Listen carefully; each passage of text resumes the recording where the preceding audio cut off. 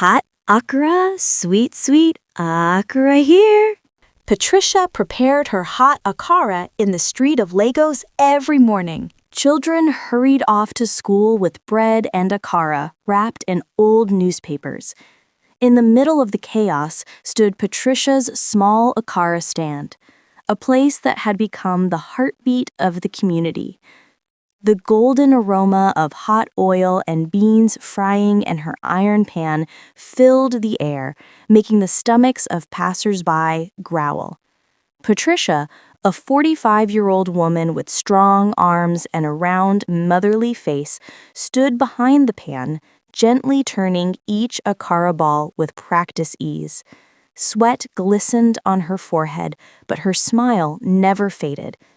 "Good morning, Madam Akara," a young boy shouted, running up to her stand with a few crumpled notes in his hand. "Good morning, my son. How is school?" Patricia asked warmly as she scooped some hot akara into a paper wrap. The boy grinned. "School is fine, Mama. Your akara gives me energy." Patricia laughed, her voice carrying above the street noise. "Then eat well so you can grow strong." Everyone loved Patricia, not only because of her food, but because of her kindness. She was the type of woman who would add one extra akara to a customer's wrap and say, "That one is for your stomach, not for your pocket." She was known to give free food to children who had no money, and she always spoke words of encouragement to her neighbors. Yet, behind her cheerful smile, Patricia carried a deep longing. She only had one child, her beloved son, Gabriel. At 30, Gabriel was already successful in Port Harcourt, where he lived with his young wife, Ademide, a quiet 25-year-old housewife. Patricia prayed daily for Gabriel to have children, for nothing would make her heart more joyful than to cradle her grandchildren in her arms before her time on earth ended. That Thursday morning, as she served steaming akara to her regular customers, Patricia announced with excitement in her voice, "My people, this weekend I will travel to Port Harcourt to see my son and his wife. By Sunday, I will return." "Ah, Madam Akara," one of the women exclaimed. "Safe journey in advance. Greet Gabriel for us, oh." "Tell him we are proud of him," another added. Patricia nodded happily, her eyes shining. "I will tell him. Thank you, my people." Later that evening, after she packed up her stand and washed her pans, Patricia sat on her small wooden chair inside her one-bedroom apartment. The room was simple, just a bed, a small wardrobe, and a table with a Bible lying on it. She picked up her old phone and dialed Gabriel's number. "My son," she said when he answered, her voice full of love, "tomorrow I am coming to Port Harcourt." There was a pause, then Gabriel's cheerful voice rang out. "Mama, you are welcome! I will tell Ademide, she will be happy too." Patricia chuckled softly. My son, I cannot wait to see you. It has been too long." When Gabriel ended the call and turned to his wife, Ademide was seated on the couch scrolling through her phone. He smiled as he spoke. "Ademide, Mama is coming tomorrow. She said she will spend the weekend with us." Ademide did not look up immediately. She simply nodded and muttered, "Okay." Gabriel studied her face, waiting for a smile or some excitement, but none came. He shrugged lightly, convincing himself that she was just tired. He walked to her side, gently rubbing her shoulder. "Ademide, Mama loves you. She will be happy to see you." Yes, I know," she replied, forcing a small smile. Gabriel sighed, but chose not to press further. To him, family was everything. To his mother, grandchildren were everything. And in his heart, he wished that very soon God would bless him and Ademide with children to wipe away his mother's secret tears. Far away in Lagos, Patricia packed her small traveling bag. As she folded her clothes neatly, she whispered a prayer. "Lord, may this visit bring good news. May my eyes see the joy I have prayed for." She smiled to herself, unaware of the storm that awaited her in Port Harcourt. The next day, Patricia arrived in Port Harcourt after a long journey. She stepped down from the bus with her wrapper tied neatly around her waist, her headscarf firm on her head, and her handbag clutched in her arm. Her face lit up the moment she saw Gabriel waiting at the park. "My son!" she exclaimed, stretching out her arms. "Mama!" Gabriel answered, rushing to hold her. He hugged her tightly, feeling the familiar warmth of his mother's embrace. Ademide stood a little behind, waving politely. When Patricia turned to her, she smiled faintly and said, "Welcome, Mama." She bent slightly in respect and gave her a quick hug. Patricia nodded, studying her with kind but curious eyes. Soon, they were on their way home. Inside the car, Patricia kept asking about their lives. "How is work, my son? And you, my daughter? Are you comfortable in the city? I hope my son is taking good care of you." Gabriel chuckled. "Yes, Mama, we are doing well. God has been faithful." Ademide answered softly, "Yes, Mama, we thank God." When they arrived at the house, Patricia marveled at how beautiful their home was. "Ah, this house is fine, oh! My son, you have done well. And you, my daughter, your hand is in this. God will bless you." Ademide smiled slightly, but inside her heart she felt uneasy. They prepared food together that afternoon: rice, stew, and fried fish. Patricia moved around the kitchen, insisting on helping, even though Ademide tried to stop her. At the table, they laughed and ate, Patricia telling funny stories of Lagos, about her customers at the akara stand, and how the children in the neighborhood loved her snacks. For a while, the house was full of joy. But that evening after dinner, Patricia called Gabriel and Ademide into the sitting room. She sat in the armchair, her wrapper tucked neatly, her eyes soft and filled with motherly love. "My son, my daughter," she began slowly. "I hope you are praying. I am still praying too. I want to carry my grandchildren before I die. Please don't stop praying. Don't give up."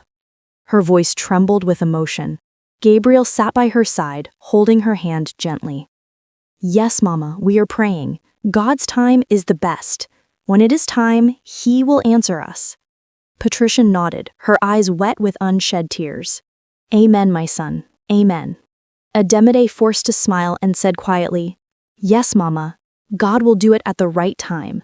But her heart was heavy. She felt the weight of expectation pressing down on her shoulders.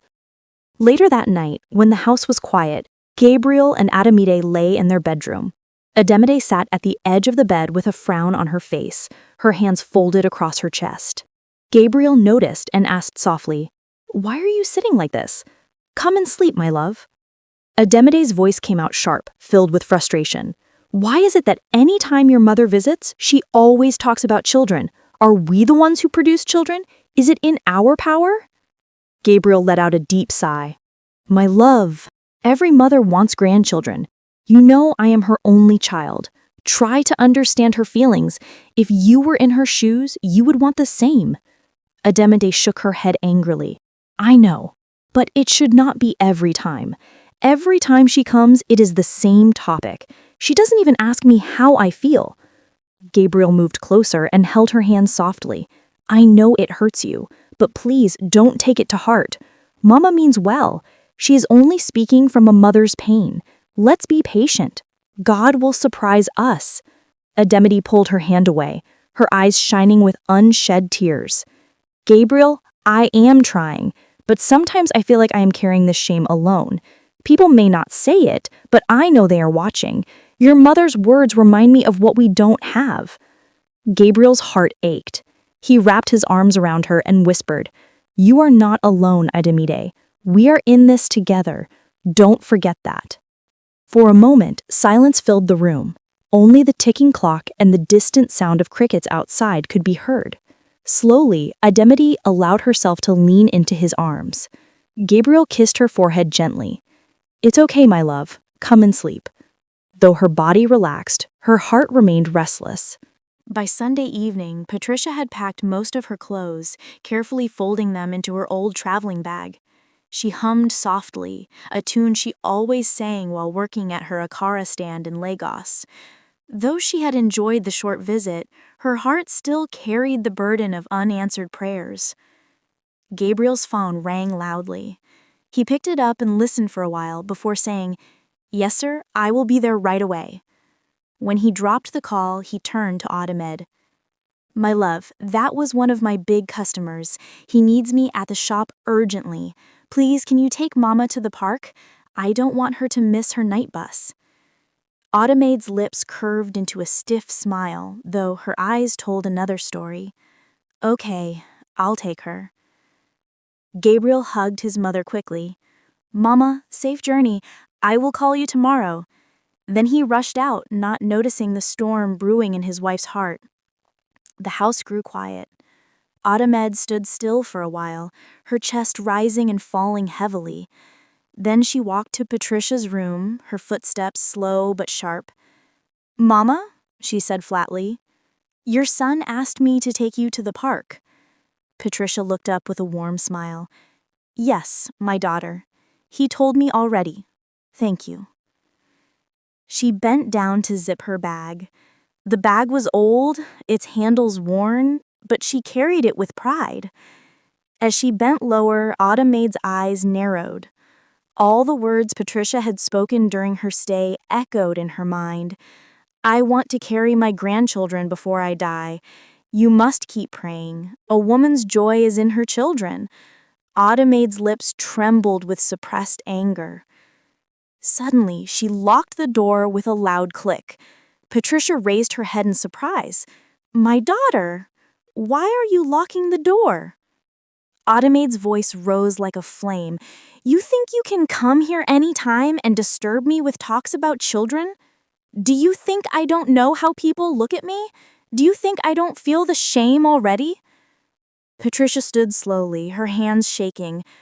"Ademide, no, I did not mean to hurt you. I only—" "Silence!" Ademide shouted, tears of rage burning her eyes. She stepped closer, her hands trembling not with weakness but with fury. "Enough of your preaching! Enough of your pity!" Before Patricia could move, Ademide shoved her with all her strength. The older woman stumbled, her feet tangled with the bag on the floor, and she fell backward. The sound of her head hitting the hard ground cracked through the room. A sudden silence followed. Patricia lay still. Her eyes were half open, staring at nothing. Ademide froze.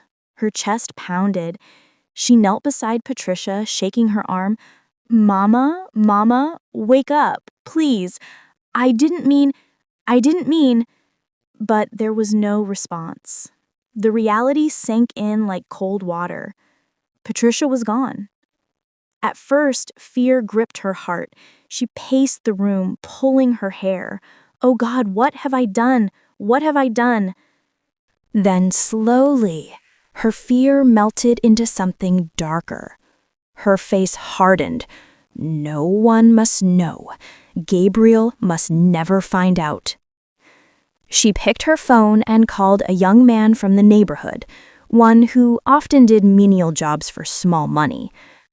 "Come quickly," she whispered. "I need you to dig a hole at the back of the house. I will pay you well." Within minutes, the boy arrived with a shovel. He dug without asking questions, while Ademide stood by, her wrapper tied tightly around her chest. When he finished, he gave him money and waved him away. "Don't ask me what it's for. Just go." When darkness covered the sky, she dragged Patricia's lifeless body, her heart thudding with every pull. The body was heavy, but the weight of her guilt was heavier. She lowered her mother-in-law into the hole, her eyes cold as she covered the body with sand. When she was done, she cleaned her hands, her wrapper, and even the floor of the room. She took Patricia's bag and walked far into the street until she found a large waste bin. Without looking back, she flung it in. By the time she returned home, her face was calm, almost peaceful. She looked at herself in the mirror and whispered, "No one must ever know. Patricia is gone, and I will live free." But deep inside, her heart trembled with a fear she could not erase. Do you want to know what happened next? To be continued, click on the subscribe button to get notified when we drop the order video. Please don't forget to like and share.